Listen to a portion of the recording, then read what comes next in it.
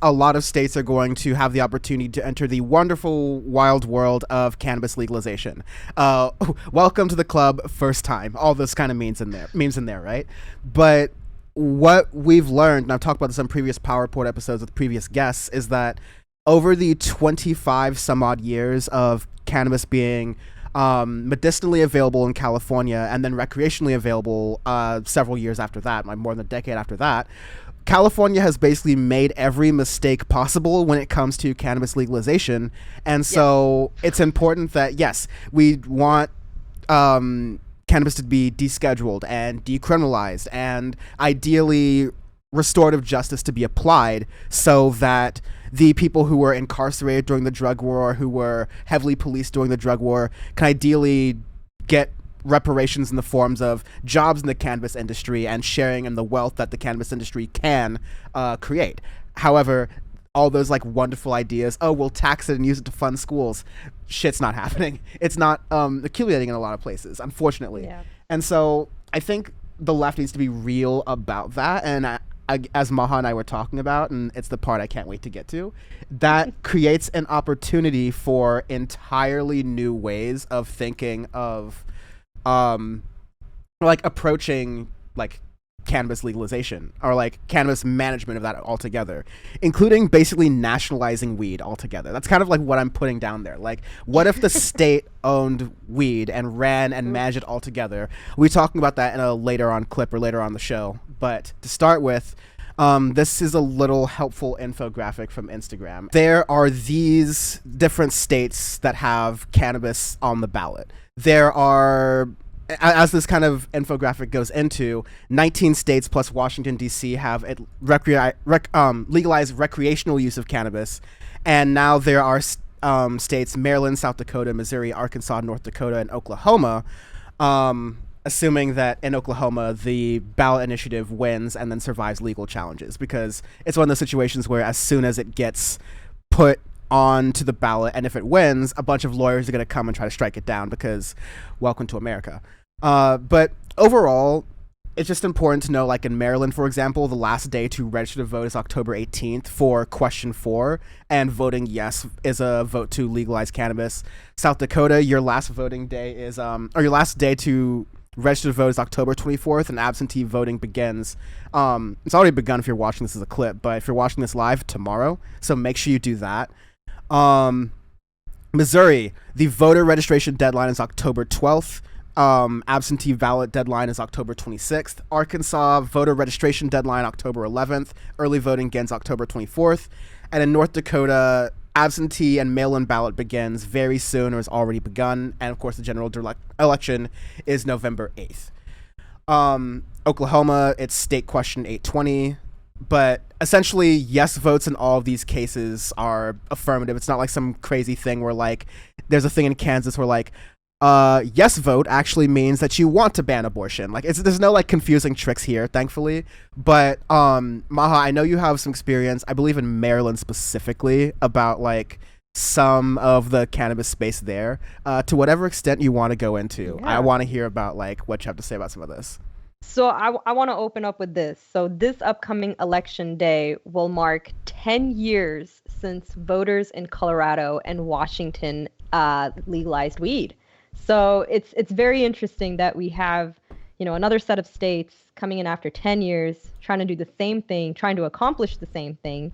But, we also have to remember that, Colorado and Washington, despite them being legalized for 10 years or having cannabis legalized for 10 years, it's still a very broken system. So in particular to these 5 states, Maryland, I attended grad school there. I attended University of Maryland School of Pharmacy, and they actually ended up having one of the first graduate programs focused on cannabis sciences. So my concentration was on medical cannabis sciences and therapeutics. That was all fun and dandy. Oh, public academia, public institutions are getting into weed. This means that there's a pathway for adult use legalization. But oh man, that was far from it. And this was back in 2019. So one of the really interesting points about Maryland is the NIH, the FDA, they are headquartered in Maryland. They are National Institutes of Health, Food and Drug Administration. Yep. Yeah. Exactly. Yes. and they're headquartered literally in the same city as where my grad school was. So we were under a microscope, us as students, and they were observing every little thing that we were doing. And of course, Dan, you are familiar with my nonprofit Canna Club. So Canna Club is a cannabis student organization that's at almost 30 universities now. And in the process of me trying to get it set up at my grad school, I was met with so much pushback, and that set a precedence of how adult use legalization would happen in Maryland. So it took them 2.5 years to get to this point. So I am, anticipating, as I'm anticipating and expecting the most out of Maryland, out of these 5 states. Oklahoma, as mentioned in, someone just mentioned in the chat, Oklahoma is de facto legal. Like, it is truly the wild, wild west there. Anyone was able to get into the cannabis business as a medical cannabis business, but opened up, near the borders of Texas and, wherever they could, and they were booming business in that way. So de facto legal. But Maryland, on the other hand, it was just treated with such high level of scrutiny compared to really any of these other states that are going to have cannabis on the ballot. So great to see this.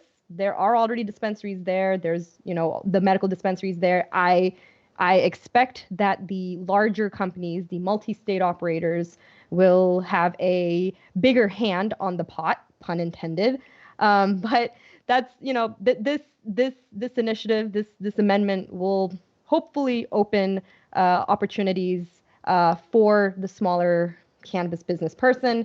But I'd be lying if I say that it is an opportunity at all in any state at this point. Cannabis is economically not doing too well, and the only ones who are seemingly thriving, and I say seemingly because everyone's in debt, perhaps except for 1 or 2 companies, but anyone that is actually succeeding right now are large-scale corporate weed, multi-state operators.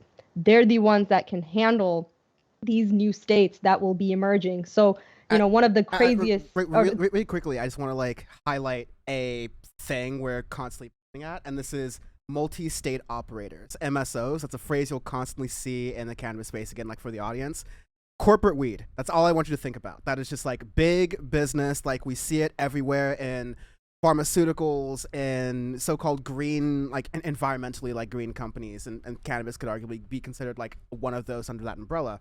All companies, you see big business versus mom and pop sort of operation.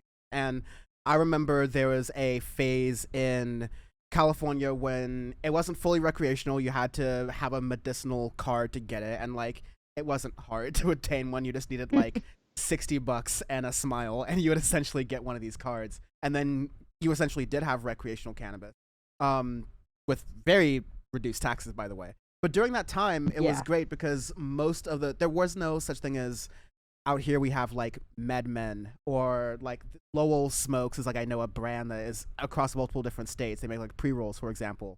I'm not calling anyone out in particular, though I could. And there were no bigger weed companies like that. It was just literally a individual locally collectives where you made donations and they had community events that were there, as opposed to a lot of weed stores look like Apple stores. They're very flat and modern, and there's a lot of bright lights and glass, and you don't know whether you're buying jewelry or getting flour. It's definitely a little bit different. So that's one way I want to highlight there, is that this is where there's a leftist angle to all this that's going on, is that if you are, and then Maha, you can provide context to this, but if you are a large weed company, you have the runway because, an Amazon, a Facebook, for example, you can run your company off of debt because you have that access to capital and people trust you. If you don't, for example, you're a mother or you're working class, you're a person of color, any one of these marginalized groups where your access to capital in an ordinary circumstance would be difficult, let alone something that's questionably legal that barely has access to banking, such as cannabis. And if you don't have that runway to take the inevitable hits of waiting for cannabis regulations to get passed in your favor, survive those legal challenges, etc., you're going to end up like a lot of people and go bankrupt. So it's really the people with the money and the people with the cash survive. That's a certain culture, to be sure. I don't know, like Yasmin, like to the extent that you've experienced this in Texas, because like Texas is a very interesting space for cannabis, for example, right now. Like, just as a consumer, like, have you started to notice some of this stuff, like the corporatization, like bigger businesses coming in? Like, what about that on your end? A little bit. Texas is, oh God, like we're gonna be the last state, seriously, to get like fully legalized recreational weed. But People either say the first or the last, but It's you're yeah, saying the gonna be the yeah. last. last I now. mean, like the Republicans are kind of on board with it politically now, economically, from like a tax point of view. So that might actually help us here. But what we've been seeing is we have a lot of CBD stores that are everywhere. Everywhere is a CBD store, right? And the idea behind those is that once it becomes fully legalized, it'll be easy for these companies to just flip and also start offering THC. So they're already kind of laying the physical groundwork around the suburbs and in the cities and everywhere, so that once it becomes legal, they can immediately just jump on that business and capture that market. And I recently went to like a kind of like a market at a brewery kind of thing, like a farmer's market type thing, but it was like Halloween themed.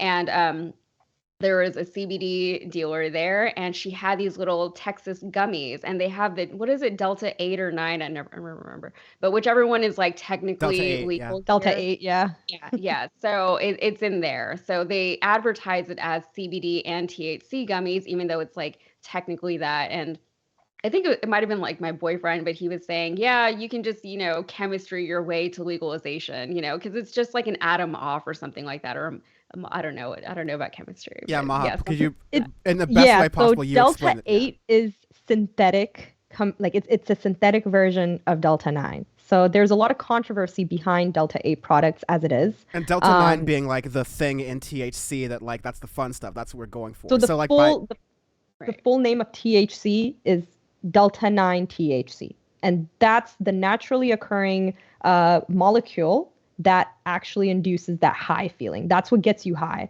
And Delta 8 mimics the same action, but it is a synthetic molecule. So it is something to watch out for. Synthetic molecules don't always work. They do in other pharmaceuticals, but what we are seeing here, it works for some people, it doesn't work for for others. I'll say from personal experience, I dabbed some Delta 8 and I'm a big dabber. I would never recommend anyone to dab Delta it 8. was It one of got the me worst. very It was one of the worst like dab highs I've ever had in my life, and it was in Texas, Right. not to like, and it was just Oh, like geez. Yeah. it's hard to describe for someone who doesn't consume or smoke a lot. So forgive me, but like it felt like a dirty hit. Like it felt just like a little bit. Sometimes I can Yeah, actually take a yeah. hit and it feels So they clear. gave us Yeah. samples of it at the marketplace, and we took, and it was just like a little bit, like it wasn't very much. And yeah, it wasn't comfortable. Yeah, I know what you're talking about when you say it felt dirty. Like it wasn't comfortable. And it was like a few of us had done it, and my friend like really never does it, but she thought it was more like a CBD thing, and she was like, "Oh, it'll be fine," like she's done weed before. But she got kind of got a little like anxious about it and a little bit paranoid. She's like not an anxious person at all, and even on regular weed, she's not really like that. So I don't know. It felt weird for everybody, and I was just like, it's a um, loophole. yeah, Yeah. it was like in my stomach, and yeah, it's kind of like whenever you partake in cannabis, it feels like a natural thing. It's like a plant that grows in the ground, and so then the Delta 8 thing feels a little, the opposite of that, synthetic. Yeah, well, cannabis is all about loopholes right now, especially even with these ballot initiatives. Like, sure, we gotta say yes to all of these, but one state I did want to point out was North Dakota, and Yeah. North Dakota, like the people of North Dakota are like saying yes to this for the longest time, but it keeps getting stopped in its track by their governor, Kristi Noem, Christy I Noam, believe is her yes. name. Yeah, Kristi Noem, like she keeps like stopping it in its tracks, and it's gonna be a hurdle. I think I'm like a lot of the people in North Dakota I have heard just through various business colleagues that there is more hope this time around, but it can happen anytime where the governor can just kind of. I saw a comment on this same post saying they're going to cock block it again. So we'll see what happens. I am hopeful for North Dakota this time around, but they've been saying yes for so long. I wonder because I know that they have a huge tech population there, or what they had like a big tech boom for a while, and they were trying to get a lot of these engineers and software guys to go up there, and all of them do weed. All of them need like some kind of way to unwind. So I wouldn't be surprised if they're part of what's driving that. And Christy Noam is terrible for all kinds of reasons. Yeah. It's just another one. Yeah. I'll shout out to Matt Leck, who does producer on Majority Report, host of Left Reckoning.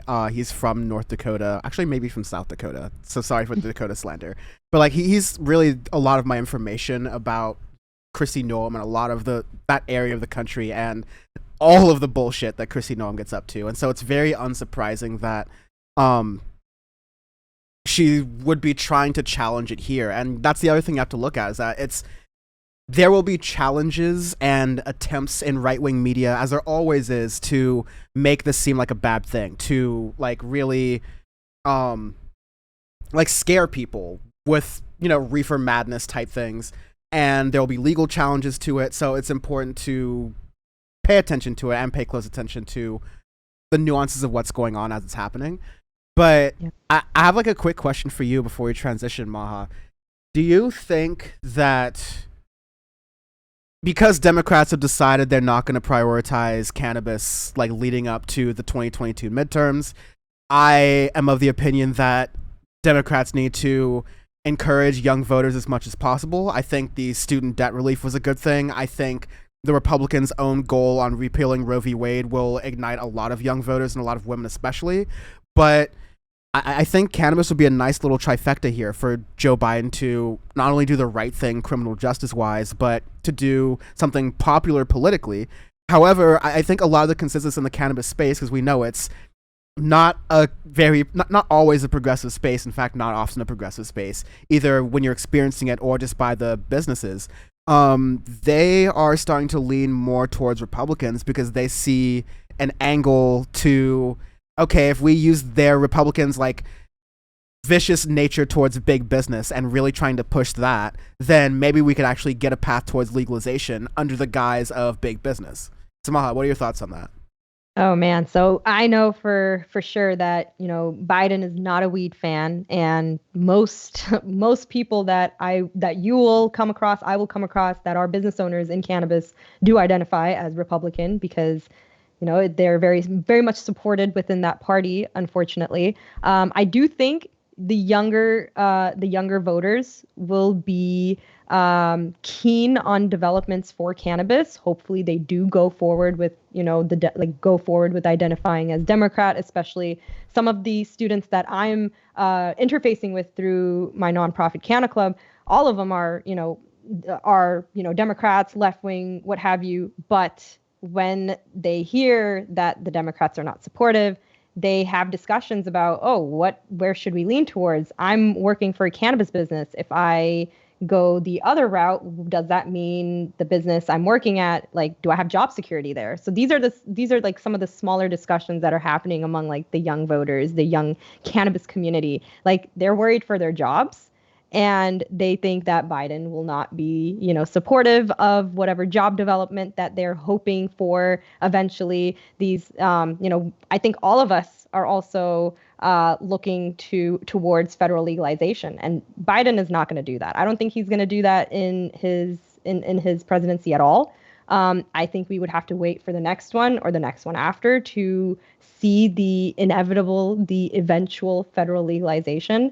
But he's never been a proponent. He has never been supportive of it, and I don't have much hope. But young people are cognizant of it. Young voters are cognizant that the current Democratic Party is not supportive of cannabis. But I do hope that they just stick to the other end of their politics and not make cannabis the only priority when it comes to voting. But yeah, Biden's not going to budge. He's not going to budge for Biden. Not going to budge for Bud. Biden will not budge for Bud. I like that. No, not at all. I don't think he's gonna do that. And I did have like a couple more comments on the particular states real quick. Yeah. So on Arkansas in particular, I noticed that they will let the Alcoholic Beverage Control Division be part of the Cannabis Regulatory Authority in that state. So this is very similar to what Oregon did. So Oregon Liquor Commission does the regulations for cannabis or the permitting, licensing, etc. So I am curious to see the crossovers of the alcohol/liquor industry and that regulatory authority getting their hand on cannabis regulations, because in states like California and Colorado, they have their own separate entity or their own separate government entity that does oversee cannabis regulations. I won't say like Oregon is the best example, but I am curious to see a highly regulated industry like alcohol, like liquor, to set certain standards for cannabis regulations. So I'm curious to see that through. That's for sure. And then what other And states do you want to also- mention really fast? Oh, yeah, no, this would be my last thing, but also just the taxes, enacting a 10% tax on cannabis sales. So I just want to like kind of put things into perspective, at least for California. And, Dan, you and I live in California. Just for reference, California taxes cannabis like crazy. So whenever I hear any tax like discussion, like or tax amendment or whatever that these states are putting out, like just don't do what California is doing. So currently, California has an excise tax of 15%, and they have their sales tax, which is 9.5%, and then there's the city tax. So depending on what city you're in, and in the case of LA, it's around 10%. So you're doing about 34.5% of taxes like on your cannabis product. There So if you are went into wealthy people who pay less taxes in a year on like their capital gains than like the average Joe pays walking into a regular weed store just to get some like wax. Exactly. So it's just taxes are atrocious. And, to see that Arkansas is doing, the 10% on cannabis sales, like I hope they don't do anything crazy like California. But California also has crazy high taxes. But hopefully this is something that can be figured out on a national level when federal legalization happens. Yeah, and usually go ahead, Yasmin. Well, I was going to say, I know that that's one of the things that the people who are trying to like set up shop in Texas, just waiting for it to be legalized, that's one of the things that they always mention is that Texas, the tax laws are going to be better than the California tax laws. So they're going to make more money selling it here in Texas once it's finally legalized. So yeah. Yeah, and that's yet another Republican angle, because usually you hear, oh no, taxes, taxes, taxes, and you think that, oh, these must be, Republicans who just want smaller government. No, it's like, I would love, in the wonderful world of theory, for taxes to be at a level to where they're like, reasonable off of cannabis, and then they can be used for good things, like helping schools, helping funding everywhere, etc. But in reality, as we've seen in California, what that does is actually price out the legal growers and the legal sellers and make it to where you make the illegal cannabis market flourish. It's less regulated. People know less about the origin of the flower and where that's coming from. Yeah, it's cheaper, but it kind of just defeats the whole purpose, because then you're losing all that tax revenue to begin with. So there is in defense of Republicans, there is a point where you tax too much and it becomes like a negative impact. I think with rich people, you can tax a lot more than we are in general, and you can actually get more without hitting that impact, because rich people will say, oh, if you tax me at 2%, I will take my money and leave. You'll find out that number's not 2%. You'll find out that number's 20, maybe even 40%.